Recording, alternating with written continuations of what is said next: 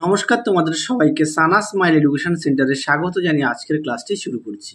আজকে তোমাদের সঙ্গে আলোচনা করব তোমরা যারা ষষ্ঠ শ্রেণীর তৃতীয় পর্যায়ক্রমিক মূল্যায়ন পরীক্ষা দেবে, তোমাদের জন্য রায় ও মার্টিন প্রশ্ন বিচিত্রা থেকে আজকে সমাধান করে দেখাবো ইতিহাসের বিষয়ে মডেল নাম্বার 11, অর্থাৎ 11 নম্বর মডেল স্কুলটাই তোমাদের শেষ মডেল স্কুল ইতিহাস বিষয়। এটা করলে তোমাদের ইতিহাস সমাপ্ত হয়ে যাবে। তোমাদের আগের ভিডিওতে আমরা ষষ্ঠ শ্রেণীর ভূগোল বিষয়ে সমাধান করে দেওয়া আছে সম্পূর্ণ ভিডিও, পরিবেশ বিষয়ে সম্পূর্ণ ভিডিও কমপ্লিট দেওয়া আছে, বাংলা বিষয়েও দেওয়া হচ্ছে, আর খুব শীঘ্রই বাকিগুলো কমপ্লিট হয়ে যাবে। দেখতে থাকো আমাদের চ্যানেলটি। চলো মূল বিষয়ে যাওয়া যাক। প্রথমে দেখো শূন্যস্থান পূরণ। এক দাগে কি আছে? ষোড়শ মহাজন পদের আমলে কৃষিকাজ ছিল প্রধান জীবিকা। দুই দাগ দেখো মহাজন পদগুলি যুদ্ধের কাজে লোহার অস্ত্র ব্যবহার করত। তিন দাগ দেখো এলাহাবাদ প্রশস্তি রচয়িতা হলেন, এটা উত্তর হবে হরিসেন। ওয়ার কথার মানে সঠিক উত্তর হবে শহর। পাঁচ দাগে কি আছে? শূন্যস্থান পূরণ। গাথা সপ্তশতী প্রাকৃত ভাষায় লেখা। ছয় দাগ দেখো বৌদ্ধরা লেখাপড়া শিখত বিহার বা সংঘে। সাত দাগ দেখো ঋগ্বেদের ভাষা ড্যাশ ছিল বলে মনে করা হয়, এটা উত্তর হবে ইন্দো ইরানীয়। ইন্দো ইরানীয়। তারপরে দেখো আট দাগের কি আছে? মাদুরাই নগরীতে 3টি সাহিত্য সম্মেলন হয়েছিল। 9 দাগ দেখো পুরাণ সংখ্যা হচ্ছে 18টি। 10 দাগ দেখো পঞ্চতন্ত্র একটি নীতিগল্পের সংকলন। 11 দাগ দেখো সুমেরুর লিপিকে ইংরেজিতে বলে কিউনিফর্ম লিপি। তারপরে দেখো 12 দাগ কি আছে? ইন্দো গ্রিক রাজাদের মধ্যে সব থেকে বিখ্যাত ছিলেন মিনান্দার। 13 দাগ দেখো এটা উত্তর হবে পার্থিয়রা। পয়াকা থয়রে ফসু অন্তুস্তর একা। পার্থিয়রা ভারতীয় উপমহাদেশের পল্লব নামে পরিচিত ছিল। 14 দাগ দেখো বৌদ্ধ ধর্মকে ঘিরে গান্ধার শিল্প গড়ে উঠেছিল। পরটা দেখো কি আছে? সত্য মিথ্যা। তার আগে বলি তোমাদের আগের ভিডিওতে আমরা তোমাদের ষষ্ঠ শ্রেণীর ইতিহাস, ভূগোল ও পরিবেশ বিষয়ে সাজেশন দেওয়া আছে। তোমরা যারা এখনও দেখোনি আমাদের প্লে লিস্টে গেলে পেয়ে যাবে। চলো দেখো 2 দাগের কি আছে? 2-এর 1-এ প্রাচীন ভারতের ইতিহাসের প্রথম নগর দেখা গিয়েছিল হরপ্পা সভ্যতা, এটা ঠিক। 2 দাগ দেখো বারাণসী ভাস্কর্য ও অন্যান্য শিল্প ছিল বিখ্যাত, এটাও ঠিক। 3 দাগ দেখো নালন্দা মহাবিহারে যে কোনো ধর্ম ও বর্ণের ছাত্ররা পড়তে পারতো না, এটা ভুল, এটা হচ্ছে পড়তে পারতো। 4 দাগ দেখো চিকিৎসা শাস্ত্রকে উপবেদ বলা হতো, এটা ভুল। 5 দাগ দেখো বিন্দুসার উপমহাদেশের বাইরে বৌদ্ধ ধর্ম প্রচার করেছিলেন, এটিও ভুল। তারপরে দেখো 7 দাগ পল্লবরা চলন্ত ঘোড়ার বসে পিছনে ঘুরে তীর ছোড়ার কায়দা চালু করে, এটা ঠিক। পরটা দেখো কি আছে? বাম স্তম্ভের সঙ্গে ডান স্তম্ভ মেলাও, দেখে নাও একটু, আমি বলে দিই। একে আছে কি? কুমারজীব হবে এফ। সংস্কৃত ও চীনা দু ভাষাতেই দক্ষ ছিলেন। 2 আছে কি? ফাসিয়ান হবে এ। 2 বছর তাম্রলিপ্ত ছিলেন। 3 দাগ হবে মহাবলীপুরম, এটা হবে বি, রথের মতো মন্দির। 4 আছে সোনার মুদ্রা, হবে ই, দিনার। 5 আছে কি? মণিমেখলায় হবে সি, তামিল মহাকাব্য। পরবর্তী প্রশ্ন দেখো কি আছে? সংঘগুলি, এটা হবে ডি, অর্থাৎ শ্রেণী, গণ ইত্যাদি নামেও পরিচিত ছিল। পরবর্তী প্রশ্ন দেখো 4 দাগের কি আছে? পূর্ণবাক্যে উত্তর দাও। 1 দাগের প্রশ্ন আছে কি?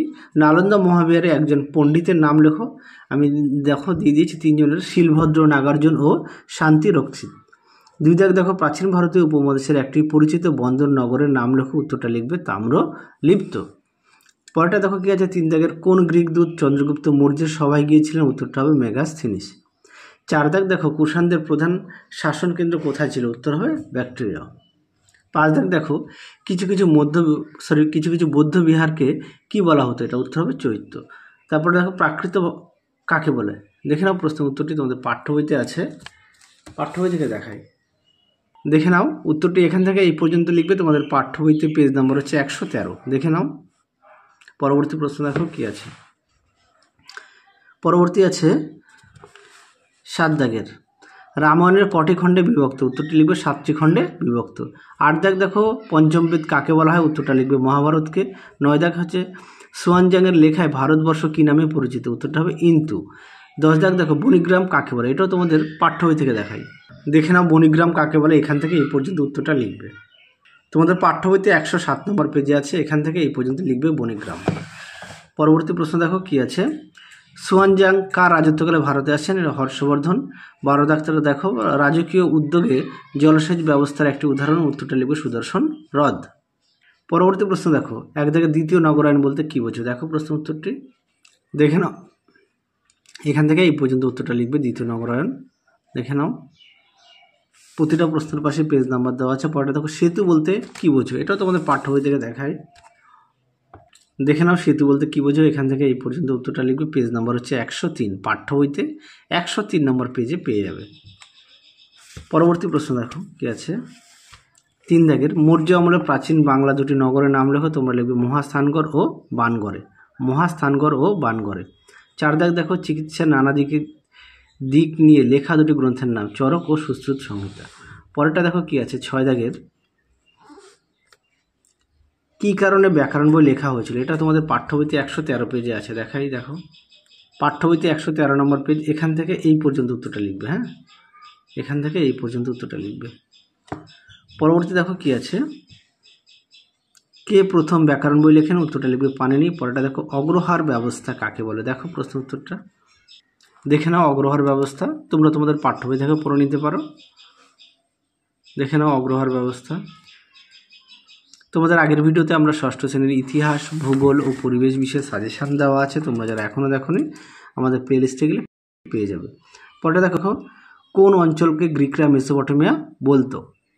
দেখে নাও প্রশ্ন উত্তরটা। এখান থেকে এই পর্যন্ত লিখবে। মেসোপটেমিয়া ছিল একটি অঞ্চল যা বর্তমানে ইরাক নামে পরিচিত এবং তুরস্ক ও সিরিয়া অংশ।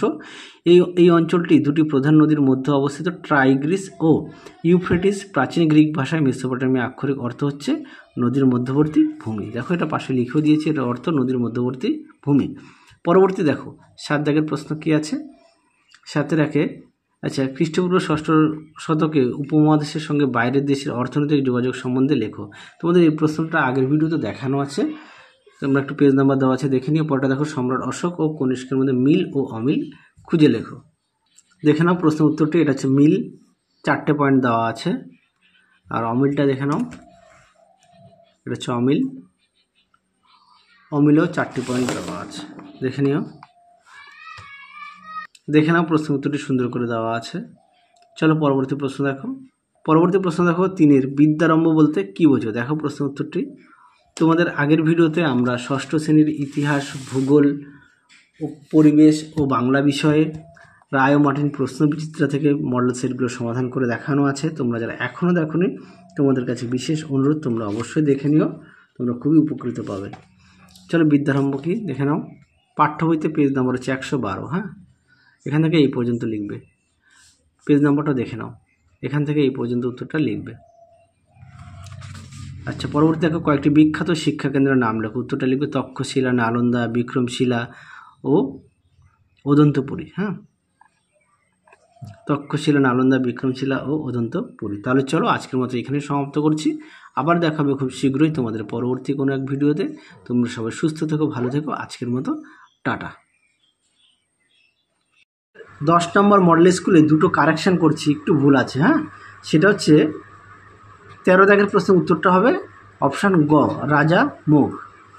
আর সত্য মিথ্যার মধ্যে 3-এর 6 দাগটা হবে, এটা মিথ্যা হবে। হ্যাঁ, আমি সত্য দিয়েছিলাম, এটা মিথ্যা হবে, এটা মিথ্যা হবে উত্তরটা। চলো দেখে নিও, তোমরা একটু ঠিক করে নিও।